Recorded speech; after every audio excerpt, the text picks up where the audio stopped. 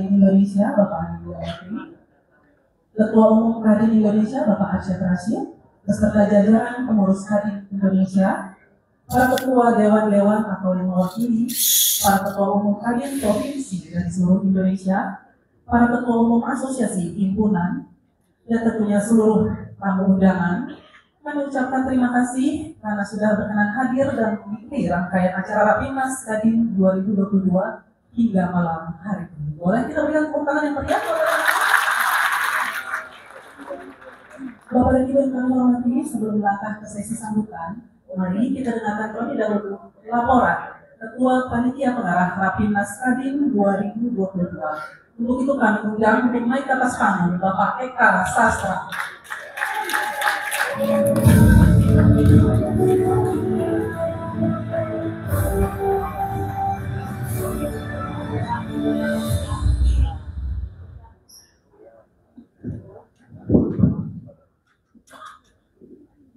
Assalamualaikum warahmatullahi wabarakatuh.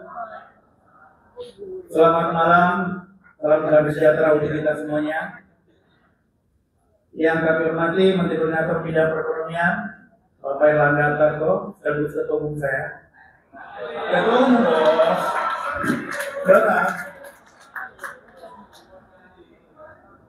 Makanya warna kuning banyak. Yang kami hormati Ketua Umum Kadin Indonesia, Bapak Emar Sartrasidian bersama seluruh jajaran. Ada Pak Menko Yuki. Jadi di Kadin ada Menko juga. Jadi cuma bedanya kalau Menko di Kadin ini perhatiannya kurang.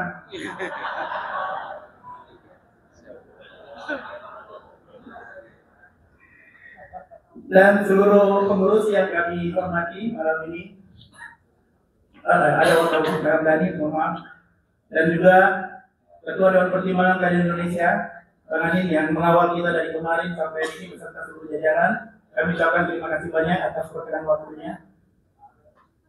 Kemudian Ketua Umum Kadin Provinsi seluruh Indonesia beserta seluruh jajaran yang telah hadir dalam acara ini dari kemarin sampai hari ini. Alhamdulillah, terima kasih banyak. Serta seluruh peserta peninjau Rapimnas Kadin, undangan para tokoh pemirsa dan seterusnya. Sekali lagi terima kasih banyak masih ingin mengikuti acara penutupan malam ini. Perlu kami sampaikan Pak Menteri bahwa acara ini diikuti tadi pagi 882 orang, tapi malam ini sisa 672.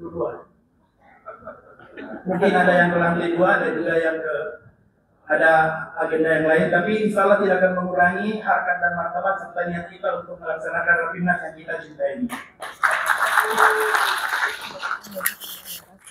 Pada kesempatan yang berbahagia ini kami ucapkan terima kasih banyak atas perkenan Bapak Menteri Perekonomian untuk hadir dan menutup acara ini. Sekali lagi apresiasi pada Pak Menko atas waktunya. Beliau datang dari pembukaan dan datang juga di penutupan. Sekali lagi terima kasih banyak atas waktunya.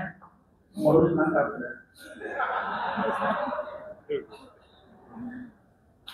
Alhamdulillah pada hari ini seluruh rangkaian kegiatan mulai dari Rapimnas sampai Rapimnas sudah berjalan dengan baik, dan perlu kami laporkan bahwa selama persidangan pleno pertama dan kedua kami telah menyimak dan mencatat arahan dan masukan dari Ketua Dewan Penasehat, Dewan Pertimbangan, Umum Kadin Indonesia, serta pandangan umum Kadin Provinsi dan Asosiasi himpunan anggota luar biasa Kadin.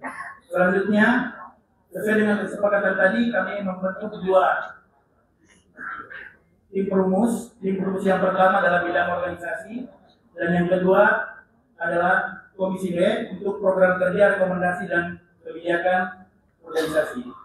Perlu kami sampaikan pada laporan steering komite, sesuai amanat keputusan Rapimnas Kadin 2002 nomor 05/Rapimnas/12, tim perumus terdiri dari pertama unsur Kadin Indonesia 7 orang, yaitu Eka Sastra, Herman Simanjorang, Suryadi Sasmita, Herman Hersukrobo, Umar Lesi, Serosa Prakasa, dan Bu Sabila.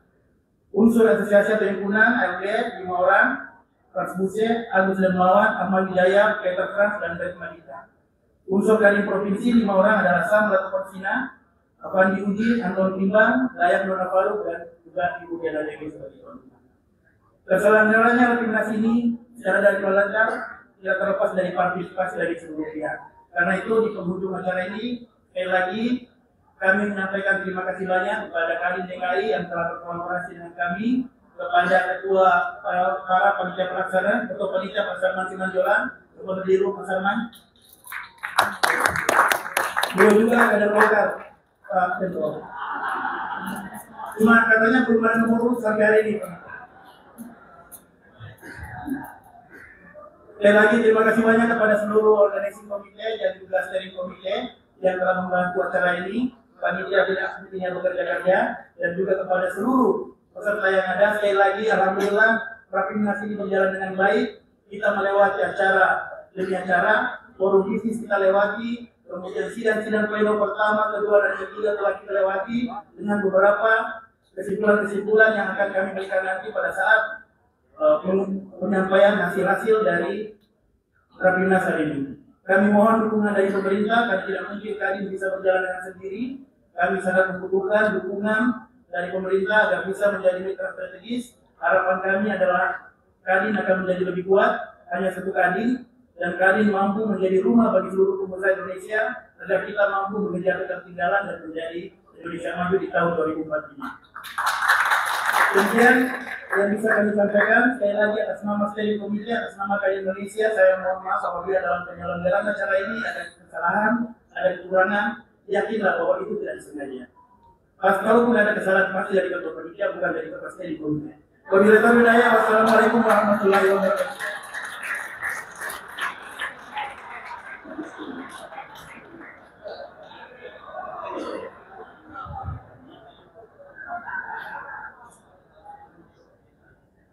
Baik, terima kasih banyak Bapak Eka Sastra.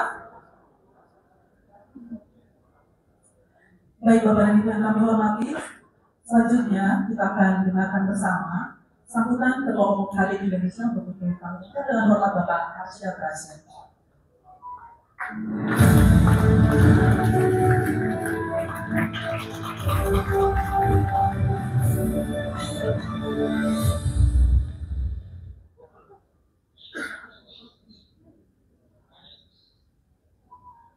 Saya mulai dengan pantun dulu Pak Menko.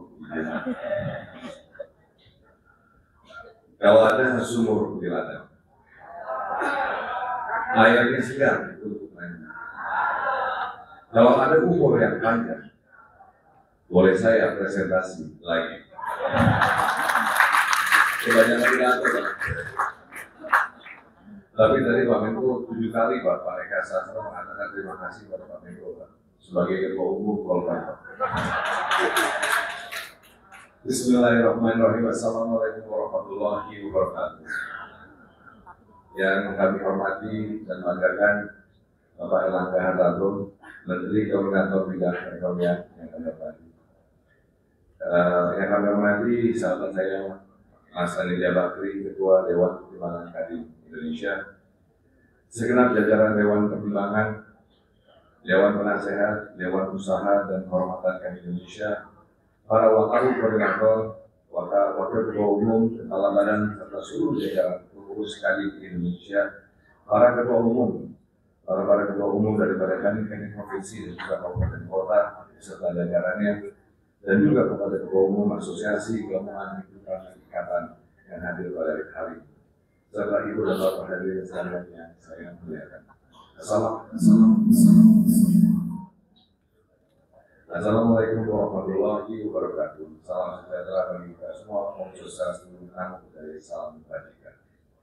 Alhamdulillah akhirnya telah kita lewati bersama rangkaian acara Rapimnas Kadin pada tahun 2020 ini. Acara ini tentunya tidak akan bisa berlangsung dengan lancar dan efektif tanpa partisipasi aktif daripada ibu dan bapak sekalian. Saya melihat dan merasakan sendiri antusiasme daripada semua ibu-ibu dan bapak hadirin sekalian di forum ini. Maka dari itu saya ingin mengucapkan terima kasih sebanyak-banyak. Dan juga saya ingin mengucapkan terima kasih kepada panitia dari mulai ketua penyelenggara, ketua EC, OC, semuanya, karena tidak akan terjadi tanpa semua panitia yang melaksanakan untuk menjadikan Rapimnas ini lancar dan juga efektif, dan juga berubah-ubah waktu tetap bisa Eja. Ibu dan Bapak hadirin yang saya hormati, melalui aktivitas ini kita tidak saja meneguhkan komitmen, yaitu hanya satu kali yang inklusif, kolaboratif, dan progresif. Sebagai satu-satunya induk organisasi dunia usaha di Indonesia yang juga mitra sejajar pemerintah. Namun juga merupakan satu kehormatan bagi kami Indonesia melakukan evaluasi kinerja setahun belakangan dan merumuskan program kerja KADIN di tahun 2023 yang selaras dengan strategi pembangunan nasional. Saya berharap hasil Rapimnas 2022 yang melibatkan seluruh asosiasi dan pelaku usaha dari berbagai sektor dan seluruh daerah dapat menjadi masukan untuk penyempurnaan kebijakan ke depan, terutama dalam meningkatkan iklim investasi dan perdagangan yang lebih baik. Maka dari itu, saya juga ingin mengucapkan terima kasih sebesar-besarnya kepada Bapak Joko Widodo, Presiden Republik Indonesia, kepada Bapak Menko Perekonomian, Bapak Erlangga Hartarto, Bapak Luhut Binsar Panjaitan, Menteri Koordinator dan Maritim dan Investasi, lalu Ibu dan Bapak jajaran Menteri, Ibu Sri Mulyani, Menteri Keuangan, Bapak Adil Ladadia, Menteri Investasi, dan juga Bapak Hendra Prihadi, Kepala Lembaga Kebijakan Pengadaan Barang dan Jasa Pemerintah, serta seluruh Dewan Usaha, Dewan Penasihat, Dewan Pertimbangan Kadin Indonesia, dan seluruh pengurus Kadin Indonesia dan juga Kadin daerah yang telah memberikan, dan pada saat tadi pada waktunya tadi juga kami mendapatkan arahan dari dari Presiden, Pak Menko, Ibu Menteri, Pak Menteri, dan juga dari seluruh Dewan Usaha dan Penasehat terhadap Rapimnas Kadin 2022 sebagai masukan serta referensi yang sangat berharga untuk perumusan program kerja kami di tahun 2023. Sesuai dengan arahan Bapak Presiden menentukan Rapimnas siang hari ini, Indonesia memiliki potensi alam yang melimpah, dan Indonesia mempunyai mulai dari pasar terbesar di ASEAN dan ASEAN sendiri. Bonus demografi yang diproyeksi menembus 200 juta penduduk produktif. Bahkan dalam bulan ini Indonesia mendapatkan trust atau kepercayaan yang begitu besar dari negara lain setelah sukses mengelakkan presidensi G20 dan G20 November. Jika peluang besar ini kita optimalkan, insya Allah kita bisa mencapai visi Indonesia Emas, di mana Indonesia menjadi negara berkekuatan ekonomi terbesar keempat di dunia pada tahun 2045. Dan yang seperti Bapak Presiden Joko Widodo tadi sampaikan, kalau kita mau mencapai visi ini, kita harus membuat peta jalan untuk masing-masing sektor industri sehingga jelas mau kemana arahnya. Dan Kadin sebagai mitra strategis pemerintah siap untuk menyusun roadmap tersebut.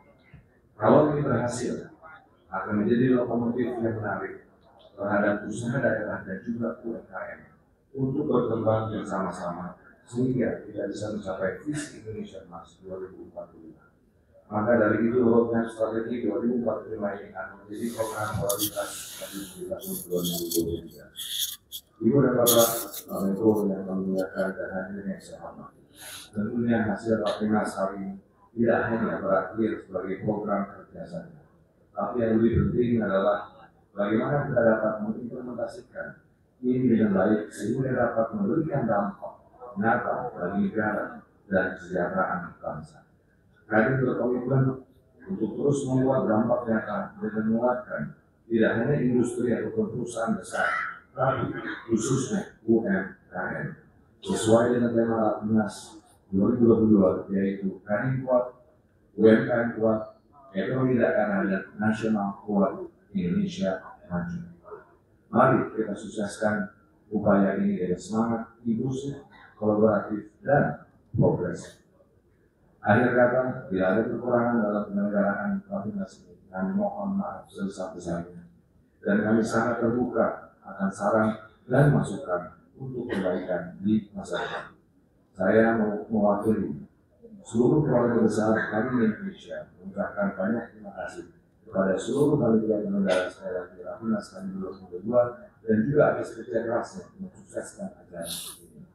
Lalu kami menyampaikan terima kasih dan apresiasi sedemikian juga kepada Pak Yuki sebagai Ketua Negara, Pak Eka sebagai Ketua OC, Pak Saman sebagai Ketua OC, dan juga Ibu Diana Dewi sebagai tuan rumah Rapimnas tahun 2022. Jadi tolong tepuk tangan untuk Bapak Ibu sekalian. Karena tadi saya buka dengan sebuah pantun, izin Pak Menko, tidak abdul rasanya kalau tidak ditutup dengan pantun. Burung dara, burung cendrawasih, terbang tinggi di Papua. Cukup sekian, terima kasih. Rapimnas sukses. Happy semua. Assalamualaikum warahmatullahi wabarakatuh.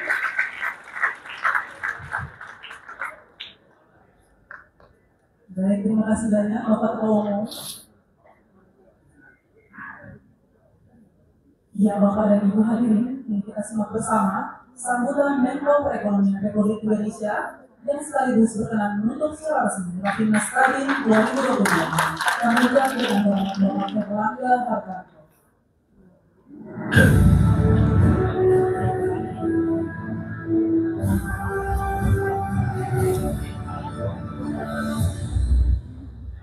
Bismillahirrahmanirrahim. Assalamualaikum warahmatullahi wabarakatuh. Salam sejahtera buat kita semua. Dan saya hormati Ketua Umum Kadin Bapak M. Asad Asid, dan kami hormati Ketua Kantin Pak Anindya Sakri, dan kami hormati seluruh jajaran pengurus Kadin, para Ketua Umum Asosiasi, Gabungan, Himpunan, para peserta rapat yang berbahagia, dan secara khusus kepada panitia tadi, ya, terima kasihnya ada 5 kali, 7 kali. Tapi sebelumnya saya harus menyebut Ketua Panitia Penyelenggara dulu, Pak Yuji. Kemudian EC itu sebetulnya rambutnya dulu putih, Pak. Tapi karena sudah nyerah dia potong, dia terapas saja gitu. Nah itu kelakuan dari EC seperti itu, Pak. Kemudian OC-nya Pak Sarman. Pertama, tadi jalannya memang seperti tadi Pak Presiden sampaikan, enak juga kita dituntun oleh warna kuning, Pak.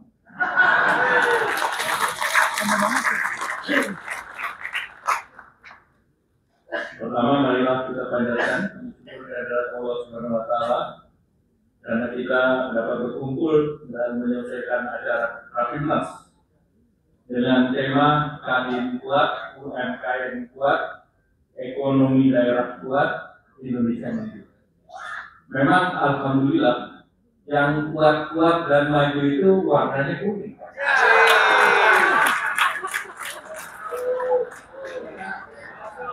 Jadi saya ada terlalu kuning-kuning itu mewarnai, saya harus baca pantun, Pak. Naik bentor ke belawat. Asik. Memang Kadin tiada lawan. Ada. Yang lain nanti di babak terakhir.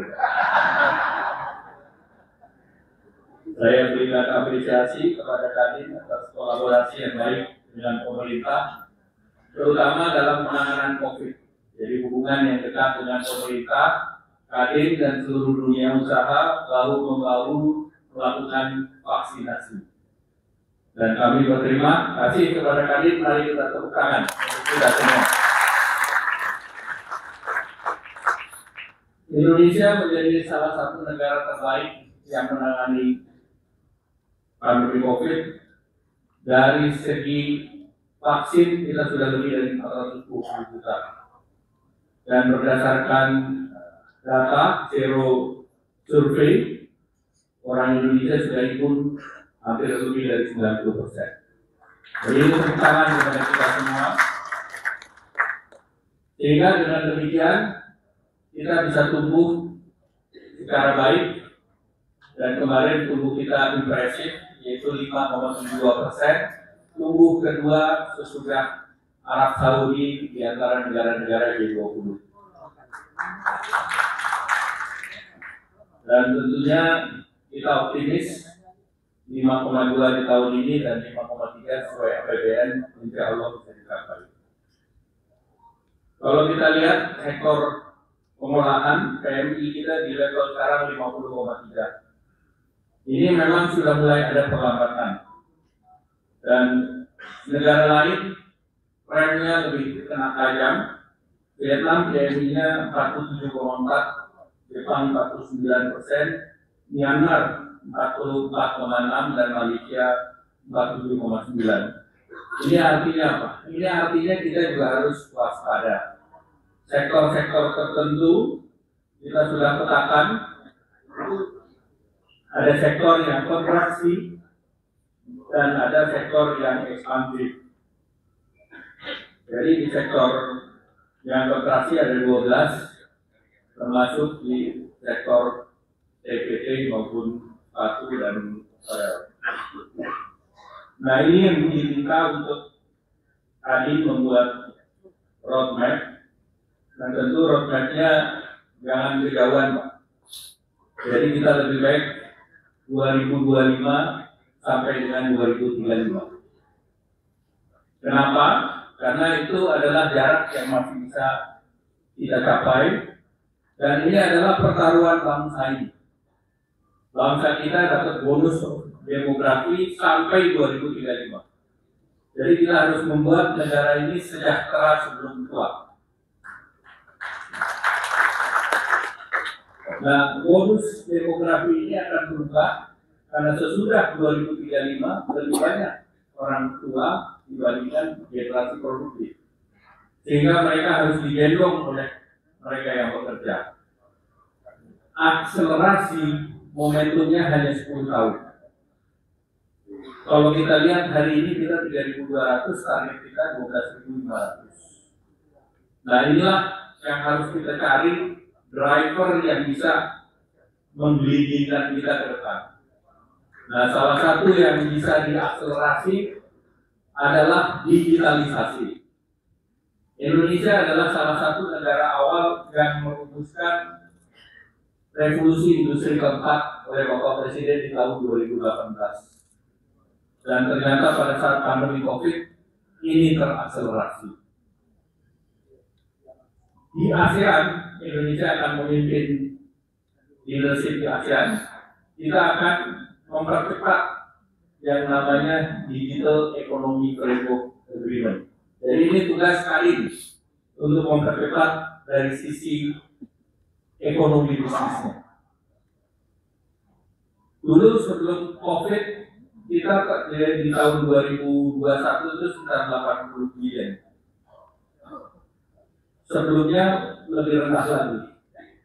Studi yang dilakukan di 2018, Indonesia akan capai 2025 itu sekitar 250 billion. Hari ini berdasarkan laporan yang disampaikan ke Bapak Presiden dari East Ventures, hari ini sudah 200 billion. Jadi ini di fast forward 3 tahun digitalisasi. Dan ini adalah faktor pengungkit yang sangat cepat. Dan Indonesia adalah salah satu negara yang diperkirakan ekonomi ASEAN ini bisa dapat 330 billion dari digital. Nah ini yang harus direbut oleh Indonesia. Karena kita butuh 9 juta tenaga kerja dalam 15 tahun. Atau kita harus melahirkan 600.000 tenaga kerja setiap tahun. Nah inilah tugas kami, akselerasi pendidikan agar digitalisasi yang sebagian besar tergantung sumber daya manusia seluruhnya bisa dipersiapkan oleh anak-anak muda kita. Kita sudah mulai dengan Apple Academy. Jadi salah satu yang didorong lokal konten PKDS bukan hanya hardware, jadi juga software. Akibatnya Apple waktu itu saya bilang boleh jualan, tapi dia bikin sekolah. Akhirnya sekarang dia udah bikin call center yang bisa langsung mengekspor software iOS-nya. Kemarin IBM juga saya sampaikan, Anda boleh melakukan investasi tapi harus pendidikan. Dan pendidikannya dia akan bikin hybrid cloud academy di Batam. Nah kita akan dorong infrastruktur digital, yang paling penting jangka pendek itu data center. Data center yang akan dibangun di KAIK Nongsa kurang dari 1 tahun sejak di launch, itu sekarang sudah setara dengan 200 MW. Nah ini benar-benar game changer yang kita akan terus pacu. Nah, tadi arahan Bapak Presiden tentu ekosistem. Kita punya industri otomotif, ekosistem kita adalah industri MPV. MPV itu kendaraan untuk 7 orang. Tidak ada negara di dunia yang memproduksi MPV, hanya di Indonesia, dan ini menjadi basis untuk ekspor ke lebih dari 70 negara. Kalau ini seluruhnya dibuat ekosistem menjadi EV, apakah itu bermacam teknologi, maka ini akan menjadi luas lagi. Thailand mengambil sedan. Nah tentu perkembangan teknologi meningkat lebih besar lagi, maka kita harus masuk di industri komponennya. Kita kuat di internal combustion engine. Oleh karena itu, labor yang masuk di ICE banyak. Kalau itu berubah seluruhnya ke EV, tentu ada pengurangan tenaga kerja. Nah ini yang harus kita balanskan. Dan teknologi berkembang lagi. Kita bicara mengenai fuel cell bicara berbasis hidrogen. Kita punya renewable energy berbasis hidrogen. Nah inilah yang harus dikaji oleh Kadin, termasuk juga membuat posisi Indonesia di dalam cluster ASEAN. Indonesia ekonominya 40%. Kalau digabung dengan ASEAN, ini 600 juta penduduk. Kebetulan keketuaan ASEAN sedang dipegang oleh Bapak Presiden. Momentum ini tidak 2 kali. Kalau kita bicara ASEAN hanya bisa diakselerasi saat kepemimpinannya kuat. Nah ini adalah kesempatan bagi kita. Nah kemudian tentu salah satu dari digitalisasi adalah payment system. Nah ASEAN sedang bicara payment system Indonesia, Malaysia, Filipina, Vietnam dengan QR code. Diharapkan QRIS bisa dipakai di seluruh negara. Nah ini penting karena ini mengurangi kebutuhan terhadap dolar. Jadi penguatan sistem. Yang berikut LCS, Local Currency Swap, antar negara ASEAN. Nah ini menjadi penting agar ekosistem keuangan kita kuat. Kita lihat devisa hasil ekspor sudah ada PP-nya, dan ini harus masuk ke Indonesia. Tetapi kita agak punya kelemahan, ekonomi sistem dolar ini kurang baik. Nah makanya tugas kami juga untuk mendorong dalam bisnis dengan Himbara dan Perbanas agar ekosistem dolar diperkuat dan secara transparan. Sekarang masih dilakukan berbasis ad hoc, dan tentu ini kalah dengan negara lain yang secara transparan tingkat suku bunga dolarnya katakanlah 3%. Nah ini yang harus kita jaga. Kita juga bersyukur kita 30 bulan cadangan devisa kita bagus, dan bulan Oktober ini kita punya 130 miliar. Nah terkait dengan UMKM, dalam PEN kita selalu dukung UMKM, salah satunya juga dengan kredit usaha rakyat. Nah kredit usaha rakyat tahun depan kita naikkan dari 370 menjadi 450 triliun. Suku bunga untuk mikro, super mikro yang di bawah 10 juta itu 3%. Yang 10 juta sampai dengan 500 juta 6%. Tapi kita sudah mulai juga untuk membiasakan masyarakat ke dalam sistem yang biasa. Maka 6% itu adalah untuk penerima pertama, yang perpanjangan kita kasih 7%, yang lebih panjang lagi udah 3 kali putar, itu kita kasih ke 8%. Nah ini semuanya masih disubsidi oleh pemerintah. Nah pemerintah tahu bahwa yang berikutnya adalah kredit yang 500 juta sampai 10 miliar. Nah ini yang biasanya anggota kami teriak-teriak kencang. Nah ini bunganya itu antara 11 sampai 12%. Tapi kalau kita perhatikan sepanjang 10 tahun terakhir, alokasi untuk kredit di bawah 10 miliar itu hanya 20%. dari total kredit. Artinya itu hanya 1.200 triliun. Nah, Bapak Presiden minta angka ini dinaikkan ke 1.800 triliun di tahun 2024. Nah, ini juga saya minta Kadin untuk berbicara dengan